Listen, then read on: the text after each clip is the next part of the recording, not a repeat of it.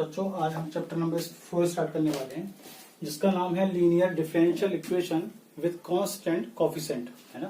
अब पहले इसका मतलब समझ लो, क्योंकि पेपर में एग्जाम में ये ज्यादा जरूरी है कि आपको जो डिफरेंशियल इक्वेशन दे रखी है ये पहचान करना जरूरी है कि वो किस चैप्टर का है, अदरवाइज आप जो सॉल्व नहीं कर सकते, है ना। तो सबसे पहले जो नाम लिखा हुआ है इस नाम को पहचानने की कोशिश करें कि linear differential equation with constant coefficient क्या होता है। तो मैंने यहाँ पे जस्ट एग्जांपल लिखा है, इसकी एक स्टैंडर्ड फॉर्म लिखी है, ये स्टैंडर्ड फॉर्म समझे। A differential equation of order N, order का मतलब मैंने पीछे बताया आपको, जब dy अपॉन डी एक्स ऐसे लिखा हो इसका ऑर्डर कितना होगा 1, d2y अपॉन डी एक्स 2 इसका ऑर्डर हो गया 2, इसी प्रकार d3y अपॉन डी एक्स 3 इसका ऑर्डर कितना हो गया 3 हो गया। तो देख सकते हैं जो डिफरेंशियल इक्वेशन जो हमने ये वाली लिखी है इसका ऑर्डर कितना है, ऑर्डर n, आप यहाँ देख सकते हैं इसका ऑर्डर क्या हो गया n हो गया, ठीक है। A differential equation of order n of the form this, यहाँ पर a1, a2 and a so on, ये सब के सब क्या कहलाएंगे, कांस्टेंट कहलाएंगे। और राइट साइड में जो कोई भी फंक्शन जो होगा वो फंक्शन किसका होगा, x का होगा। ये क्या कहलाता है, इसे called linear differential equation with constant coefficient. अब मेन बात ये है कि हमने इसको लीनियर क्यों कहा, लीनियर किसे कहते हैं, लीनियर का मीन्स क्या होता है, लीनियर का मीन्स होता है जिसकी पावर एक हो, उसको हम बोलते हैं लीनियर। अब आप ध्यान से देखें, इसकी होल पावर सबकी क्या है, होल पावर सबकी क्या है, एक है, ठीक है, इसलिए हमने इसको कहा लीनियर कहा। फिर दूसरी बार हमने इसके ऊपर डिफरेंशियल इक्वेशन का मतलब क्या, जो dy अपॉन dx की फॉर्म में लिखा होता है उसको हम क्या बोलते हैं, डिफरेंशियल इक्वेशन बोलते हैं। तीसरी चीज कांस्टेंट हमारे पास क्या आ गए, a1, a2, an आ गए, ये कांस्टेंट हो गए, और इसको हम क्या बोलते हैं, कोफिशिएंट बोलते हैं, क्योंकि ये डिफरेंशियल इक्वेशन के क्या है, ये कोफिशिएंट है। तो कोई भी इक्वेशन जो इसकी स्टैंडर्ड की फॉर्म में हो वो हमारी कहलाएगी linear differential equation with constant coefficient. Just example देंगे इसके ऊपर कि d2y upon dx2 plus 2 dy upon dx plus 2y equal x square, which is differential equation with the constant coefficient. क्यों, क्योंकि इसकी डिग्री से मतलब नहीं है, डिग्री कितनी भी हो सकती है, 3, 4, 1, 2 कुछ भी हो सकती है, हमें मतलब है इसकी पावर से, होल पावर से, जिसे हम बोलते हैं क्या, डिग्री बोलते हैं, है ना। और एक बात तो चेक करनी है, इसका जो कोफिशिएंट है, देखो यहाँ पे ध्यान से देखो, ये जो कोफिशिएंट है, ये कोफिशिएंट कैसा कोफिशिएंट है, वेरिएबल तो है नहीं, ये कोफिशिएंट है कांस्टेंट कोफिशिएंट, इसलिए हम इसको बोलेंगे linear differential equation with constant coefficient. अब इसके सॉल्यूशन की बात करते हैं बच्चों। इसका जो सॉल्यूशन होता है वो होता है y बराबर CF प्लस PI। शुरू के चैप्टरों में आपको केवल CF निकालना सिखाया जाएगा, बाकी चैप्टरों में आपको PI निकालना पड़ेगा, फिर दोनों को कंबाइंड मतलब प्लस करके वो आपका सॉल्यूशन कहलाएगा। CF क्या होता है, CF को हम बोलते हैं कॉम्प्लीमेंट्री फंक्शन बोलते हैं। अब ये कॉम्प्लीमेंट्री फंक्शन क्या होता है, एक ऐसा फंक्शन हमें प्राप्त हो जिसके अंदर आर्बिट्रेरी कांस्टेंट प्राप्त हो। मतलब CF का मतलब क्या हुआ, CF का मतलब ये हुआ कि जब हम इसका सॉल्यूशन निकालेंगे CF वाला, उसमें हमारे पास आर्बिट्रेरी कांस्टेंट होंगे। अब ये आर्बिट्रेरी कांस्टेंट कितने होंगे, जितनी आपकी डिफरेंशियल इक्वेशन का ऑर्डर होगा। जैसे सपोज ये डिफरेंशियल इक्वेशन दे रखी है, इस डिफरेंशियल इक्वेशन में इसके ऑर्डर कितना है, n दे रखा है, तो इसमें n ही आर्बिट्रेरी कांस्टेंट होंगे। फॉर एग्जांपल ये वाला एग्जांपल लेंगे, अब इसका ऑर्डर देखें, इसका ऑर्डर है 2, तो इसके अंदर जो इसका CF बनेगा उस CF में 2 ही आर्बिट्रेरी कांस्टेंट होंगे।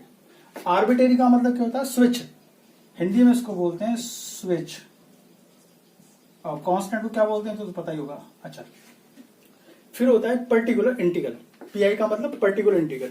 मैंने यहां लिखा है it does not contain arbitrary constant, इसके अंदर आर्बिट्रेरी कांस्टेंट नहीं आता है, ठीक है। तो सबसे पहले हम ये जानेंगे कि CF निकालने के क्या क्या फॉर्मूले हैं और किस तरह से निकाला जाता है।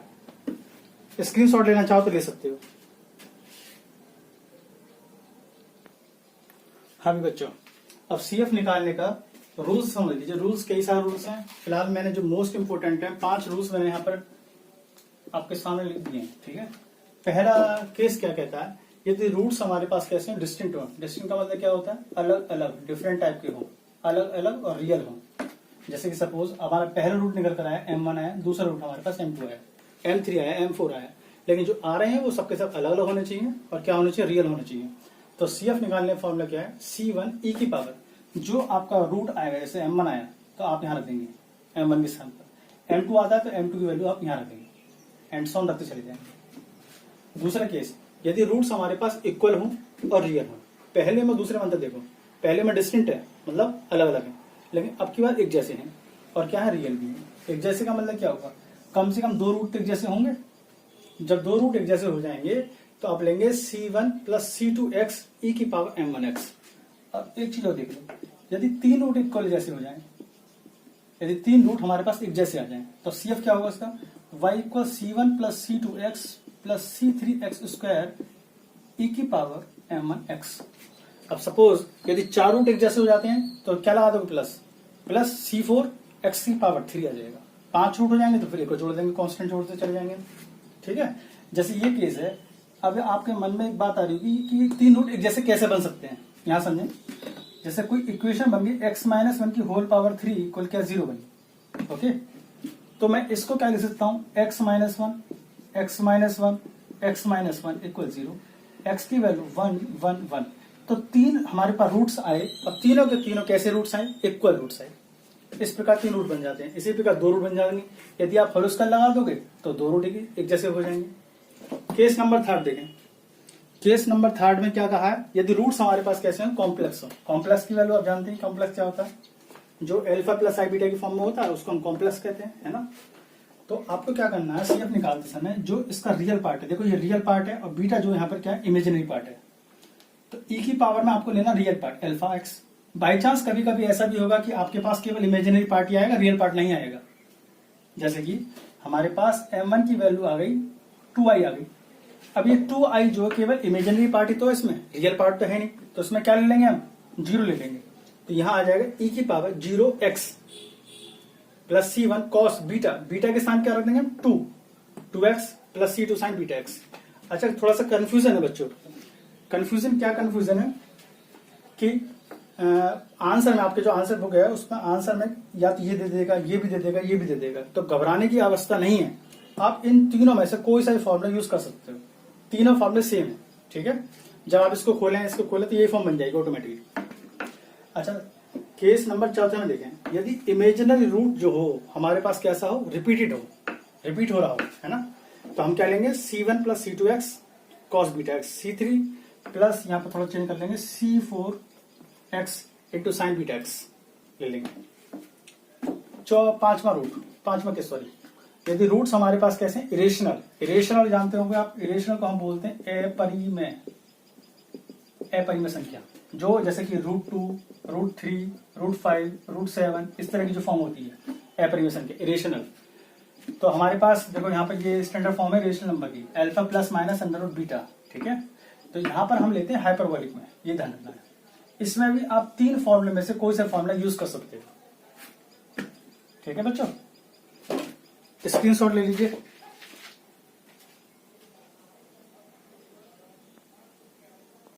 बच्चों एक्सरसाइज नंबर 1 देखें। एक्सरसाइज 1 में पेज नंबर 94 पर एग्जाम्पल नंबर 7 दिया होगा। एग्जाम्पल 7 2019 में पूछा गया है 2.5 नंबर में। वेरी इंपॉर्टेंट एग्जाम्पल, एक बार करके जब देखना, ठीक है। ये मैंने एक्सरसाइज का फर्स्ट क्वेश्चन लिखा हुआ आपकी किताब बुक से, उसे देख लीजिए। इन क्वेश्चनों को करने के लिए पहले आपको निकालना होगा auxiliary equation. The auxiliary equation is dy upon dx के स्थान पर हम रख देते हैं m। तो यहां हो जाएगा m square a plus B, dy upon dx स्थान पर m रख देंगे प्लस ए बी इक्वल क्या 0। अब इसके हमें करने factor, m square A M plus B M plus A B equal 0। m यहां से कॉमन आ रहा है तो m प्लस ए, बी यहां से कॉमन आ रहा है m प्लस ए इक्वल 0। m प्लस यहां से कॉमन ले लो और m प्लस बी यहां से कॉमन ले लो। हमारे पास m की वैल्यू -a और -b आ गई। अब याद करो, इससे पीछे वाला जो मैंने वीडियो आपको दिया है, उस वीडियो में मैंने बताया है कि इसमें कई सारे केस समझाए, कई सारे केस में समझाया गया है कि इसमें पहला केस लगेगा वैसे तो, क्योंकि रूट्स जो आ रहे हैं हमारे पास वो कैसे आ रहे हैं, डिस्टिंक्ट आ रहे हैं, अलग अलग आ रहे हैं। दूसरी बात, ये दोनों के दोनों रूट्स कैसे हैं, रियल हैं, कॉम्प्लेक्स तो है नहीं। तो उसमें केस नंबर 1 लग जाएगा। तो y बराबर क्या होता है आपके c1 e की पावर m1x, m1 की वैल्यू -a मान लो, अब -b भी मान सकते हो, मर्जी आपकी है, ax प्लस c2 e की पावर bx। आंसर एक बार और देख लीजिए। पहले सबसे पहले क्या निकालेंगे, the auxiliary equation is dy upon dx के स्थान पर रख देंगे क्या, m रख देंगे, तो m square 3m minus 4 equal का 0। y को ले जाते हैं 0 पास, y नहीं लिखते कभी। अब फैक्टर कर लीजिए इसके, m square 4m plus m minus 4 बराबर 0, m common m minus 4 1 common m minus 4, m minus 4 और m प्लस 1 इक्वल 0, m की वैल्यू 4 और माइनस 1 आ गई। यहाँ भी देखें, यहाँ भी दो रूट्स हमारे पास आए और दोनों के दोनों डिस्टिंक्ट हैं और दोनों दोनों कैसे हैं, रियल भी हैं। तो सी इसकी y इक्वल जो आएगा c1 e की पावर m1 की वैल्यू मान लो 4x और m2 की वैल्यू मान लो -1 -x। स्क्रीनशॉट ले लीजिए। क्वेश्चन नंबर देखें 4 देखें, d2y upon dx2 plus 4 minus के 4 dy upon dx plus 4y equal 0। Question वही है, आपको सॉल्व करना है सिंपली बस। तो सॉल्व करने के लिए पहले क्या निकालते हैं, इसकी auxiliary, the auxiliary equation is m square 4m plus 4 equal क्या 0। बच्चों ये किसका होल स्क्वायर बनना है, ये बन गया m माइनस 2 का होल स्क्वायर इक्वल क्या 0। इससे पीछे वाली वीडियो मैंने समझाया जिसके फैक्टर ऐसे करते हैं, m माइनस 2 इक्वल 0। मैं एक बार लिख के दिखाता हूँ, ठीक है। यहाँ से m की वैल्यू 2 आएगी, यहाँ से m की वैल्यू 2 आएगी, तो m इक्वल क्या आ गया 2 आ गया। अब हमारे पास जो रूट्स आ रहे हैं वो रूट्स हमारे पास रियल भी आ रहे हैं लेकिन इक्वल आ रहे हैं, तो केस नंबर लगेगा 2। केस नंबर 2 देखना अपनी बुक में होगा और मैंने लिखा भी था पीछे वाली वीडियो में। तो c1 प्लस c2x e की पावर m1x या m2x, m1 ले लो चाहे m2 ले लो, बात तो वही रहेगी 2x। स्क्रीनशॉट ले लीजिए। क्वेश्चन नंबर देखें 6 देखें बच्चों। सबसे पहले क्या रूल है, पहले बनाना है इसके auxiliary, the auxiliary equation is dy upon dx स्थान कर दो, m रख दो, m की 4 2m की 3m square 4m plus 4 equal क्या 0। ओके, अब इसके फैक्टर करना सीख लो। जिन बच्चों को फैक्टर करने नहीं आते हैं, जैसे 4 इक्वेशन वाली है ये, इसके फैक्टर कैसे करते हैं ये आपने छोटी क्लासों में सीखा भी होगा। m के स्थान पर कोई ऐसी वैल्यू रखो जो पूरी इस इक्वेशन को 0 के इक्वल कर दे। m के स्थान पर मैंने m के स्थान पर 1 सोचा, आपको सोचना पड़ेगा, ठीक है। सबसे पहले छोटी संख्या से रखना सोचो, m के स्थान 1 रख के देखो, 1 की पावर 4 की value 1 plus 2 minus 3 minus 4 plus 4, ये इससे कट गया 2 और 1 3 से 3 कट गया, यानी m इक्वल 1 रखने पर इक्वेशन आपकी क्या है, सेटिस्फाई है। आप लिख देंगे m इक्वल 1 सेटिस्फाई। सो इस 1 को लेफ्ट साइड ले आओगे तो हो जाएगा m minus 1 is a factor हो जाएगा। ओके, अब m माइनस 1 इस इक्वेशन का क्या हो गया, फैक्टर हो गया। अब इस m माइनस 1 से इस पूरी इक्वेशन को कर दो, डिवाइड कर दो। रफ पेज पे करना, वहां पर मत करके दिखाना है इसको, डिवाइड करना जिसको नहीं आता हो या जो बच्चे भूल गए हों वो एक बार देख लो कैसे डिवाइड होगा। m में हम किसकी मल्टीप्लाई करें, जो m की पावर 4 आ जाए। m की पावर 3 से मल्टीप्लाई कर दें, m की पावर 4 आ जाएगी। m की पावर 3 से 1 में मल्टीप्लाई करो, m की पावर 3। यहाँ प्लस है तो माइनस, यहाँ माइनस है तो क्या प्लस, कैंसिल। अब प्लस का m की 3 और प्लस के 2m की 3 हो गए 3m की पावर 3। अब इसे ले लो 3m स्क्वायर। m में हम किससे मल्टीप्लाई करें, जो 3m की पावर 3 आ जाए, तो ये कर देंगे 3m स्क्वायर से। 3m स्क्वायर से m में गुणा करोगे 3m की power 3m square minus plus, दोनों कैंसिल हो जाएंगे। तो अब नोट कर लो, माइनस के 4m प्लस 4 ले लो। m में हम किसकी मल्टीप्लाई करें, जो माइनस के 4m आ जाए। माइनस 4 से यदि हम m में मल्टीप्लाई करेंगे तो माइनस 4m आ जाएगा, और इसकी मल्टीप्लाई इसमें करोगे प्लस 4 प्लस माइनस। ओके, तो हमारे पास एक फैक्टर जो था, एक फैक्टर था m माइनस 1, दूसरा जो फैक्टर आएगा वो आपके ऊपर आएगा, क्वेश्चन जिसे हम बोलते हैं m की power 3m square minus 4 equal क्या है 0 आया। अब बच्चों यहां पर भी m की पावर 3 वाली इक्वेशन बन गई है, ठीक है। अब यहां पर भी वैसे सोचना होगा, आप m के स्थान पर कोई ऐसी वैल्यू रखो जो इस इक्वेशन को सेटिस्फाई कर दे, यानी कि 0 कर दे। यदि मैं m के स्थान 1 रखने की दोबारा कोशिश करता हूं, m के स्थान 1 रखो, 1 की पावर 3 की वैल्यू क्या होगी, 1 ही रहेगी, प्लस 3 माइनस 4, क्या वैल्यू आएगी, 0 आ जाएगी। यानी दोबारा से इस इक्वेशन में m इक्वल 1 रखने पर सेटिस्फाई हुई है। आप लिखेंगे m इक्वल 1 सेटिस्फाई, दोबारा से m 1 को लेफ्ट साइड लिया होगा, m minus 1 is another factor हो गया। अब फिर दोबारा से क्या करेंगे, m माइनस 1 से इस इक्वेशन को फिर डिवाइड करेंगे, m की पावर 3m स्क्वायर माइनस 4, तो m स्क्वायर की गुणा कर दो m में, m की पावर 3 m स्क्वायर, ये हो गया 4m की पावर 2 माइनस 4।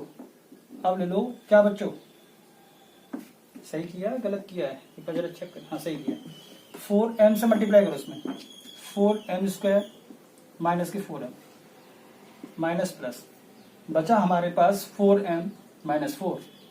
अब ले लीजिए 4, तो 4m, इस दोनों वैल्यू कट गई। हमारे पास जो फैक्टर बनकर आ रहे हैं m माइनस 1 तो ये आ गया, एक इसका और था, एक इसका दूसरा फैक्टर क्या था, m माइनस 1 था। अब जो क्वेश्चन आया वो क्वेश्चन क्या है, m square plus 4m plus 4 equal क्या 0। इसे तो हम सिंपल तरीके से सॉल्व कर सकते हैं, 2 पावर का तो सिंपल तरीके से सॉल्व कर सकते हैं। ये हो जाएगा m माइनस 1 का होल स्क्वायर, और ये हो जाएगा ये m प्लस 2 का होल स्क्वायर इक्वल क्या 0। यहां से m की वैल्यू आएगी 1,1, यहां से -2, -2। अब एक केस समझाया था मैंने आपको, जब रूट्स हमारे क्या हो, इक्वल रूट्स हो, यानी केस नंबर 2। केस नंबर 2 में क्या है, y equal c1 plus c2x e की पावर, इसमें से कोई सा भी ले लो, 1x प्लस c1 c2 हो गया। अब आगे चलाओगे तो लिखोगे c3 c4, ये भी रूट्स इक्वल हैं, तो c3 प्लस c4x आ जाएगा e की पावर माइनस के 2x। स्क्रीनशॉट ले लीजिए। क्वेश्चन नंबर देखें 8, डी की 4 y अपॉन डी एक्स की पावर 4 माइनस के की पावर 4 y इक्वल 0। इस तरह का क्वेश्चन आपके सिलेबस में बड़ा इंपॉर्टेंट क्वेश्चन है, ठीक है, चांसेस रहता है इसका आने का। तो पहले निकालेंगे auxiliary, the auxiliary equation is m की 4 k की 4 इक्वल 0। इसके कर लीजिए फैक्टर कर सकते हैं इसको, m स्क्वायर का स्क्वायर k स्क्वायर का स्क्वायर इक्वल 0। अब फॉर्मूला लगा दो a square minus b square का, एक बार जोड़ने एक बार घटाने वाला, m square minus k square और m square plus k square equal 0। ये फिर फॉर्मूला बनना है a square minus b square का, यानी m प्लस k और m माइनस k, इसका तो आ गया। इसको मैं लिख सकता हूं बच्चों m स्क्वायर माइनस के i square k square equal 0। आप लोगों ने कॉम्प्लेक्स में पढ़ा होगा i स्क्वायर की वैल्यू -1 होती है, तो मैंने यहाँ i स्क्वायर इसलिए रख दिया क्योंकि i स्क्वायर की वैल्यू क्या होगी -1, और माइनस माइनस क्या हो जाएगा, प्लस हो जाएगा। अब ये फिर दोबारा से फॉर्मूला बन गया a square minus b square का, फिर लगा देंगे m प्लस के m माइनस के, ये हो जाएगा m माइनस आई के और m प्लस आई के इक्वल 0।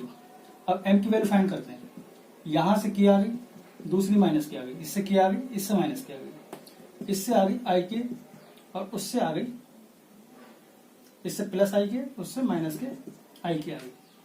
अब देखने वाली बात यह है कि 2 रूट तो हमारे पास आए हैं रियल और 2 रूट हमारे पास आए हैं कॉम्प्लेक्स। मैंने दोनों के नियम आपको बताएं, जो रियल रूट आए हैं हमारे पास डिस्टिंक्ट आए हैं, इसी प्रकार जो कॉम्प्लेक्स रूट आए हैं वो भी डिस्टिंक्ट आए हैं, अलग अलग आए हैं, डिफरेंट आए हैं। तो CF इसकी कैसे निकालेंगे, CF बोलो या y बोल लो, C1 e की पावर k1x, C2 e की पावर k1 नहीं है kx, दूसरा माइनस kx, इसका काम कंप्लीट हो गया। इन दोनों को मैं कंबाइंड रूप से ऐसे लिख सकता हूं ना, इस तरीके से लिख सकते हैं। अभी मैंने पीछे समझाया था जब अल्फा प्लस माइनस आई बीटा के रूट हो तो CF निकालने का फॉर्मूला था e की power alpha x, C1 cos beta x, C2 sign beta x, ये था फॉर्मूला। अब अल्फा का काम जो कर रहा है वो हमारा काम कर रहा है 0, अब बीटा का काम कौन कर रहा है, k कर रहा है। तो अल्फा की जगह रख दो 0 और बीटा की जगह रख दो क्या, k रख दो। e की पावर 0x C2 आ चुका है, आगे आएगा C3 cos kx, C4 sin kx, यानी कि C1 e की पावर kx, C2 e की पावर kx, e की पावर 0 वैल्यू 1 होती है, तो C3 cos kx और C4 sin kx। नोट कर लीजिए बच्चों, इसको स्क्रीनशॉट ले लीजिए।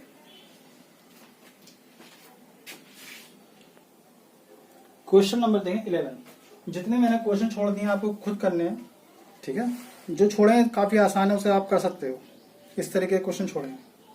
क्वेश्चन नंबर 11 देखें कि d2y/dx2 प्लस y बराबर 0 गिवन y बराबर 2 x बराबर 0 पर x बराबर π/2 पर y की वैल्यू -2 दे रखी है। इसे हम बोलते हैं बाउंड्री वैल्यू प्रॉब्लम। ये हमारी बाउंड्री को निकालने की हेल्प करती है, ठीक है। पहले सबसे पहले सॉल्यूशन निकालते हैं इसका। The auxiliary equation is m square plus 1 equal 0, m square और -1, m स्क्वायर और i स्क्वायर की वैल्यू -1, m इक्वल आ गया प्लस माइनस i, यानी 0 भी लगा सकते हो। अब हमारे पास जो रूट्स आए वो रूट्स कैसे आए, कॉम्प्लेक्स रूट्स आए। कॉम्प्लेक्स में मैंने अभी समझाया था इसी पिछले क्वेश्चन में। एल्फा का मान 0 हो गया, अब बीटा की वैल्यू क्या मानी जाएगी, 1 मानी जाएगी। तो y इक्वल आया e की power 0x, c1 cos 1x और c2 sin 1x। e की पावर 0 वैल्यू 1 होती है, तो c1 cos x और c2 sin x y। बच्चों अब ये जो बाउंड्री प्रॉब्लम दे रखी है, इनका यूज करना है हमें इस इक्वेशन में। यूज करने से हमें c1 और c2 की वैल्यू फाइंड हो जाएगी। c1 c2 वैल्यू फाइंड होने के बाद हमें वापस इक्वेशन में 1 में रखना है, वो हमारा सोल्यूशन हो जाएगा। फॉर या पुट लिख दो, पुट y इक्वल 2 और x इक्वल 0। पहला केस में रखने वाला, y की जगह 2 रख दो और x की जगह 0 रख दो, तो c1 cos 0, c2 sin 0। sin 0 0 होता है, cos 0 1 होता है, यानी c1 बराबर क्या आ गया, 2 आ गया। फिर दोबारा से कर लिख दो, put y equal -2, x equal 90 in equation number first में।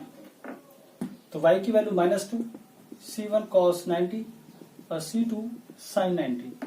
cos 90 0 होता है और sin 90 1 होता है, यानी c2 बराबर क्या आया, -2 आया। c1 और c2 जो वैल्यू फाइंड हुई है, c1 c2 की वैल्यू को इक्वेशन नंबर 1 में पुट कर दो।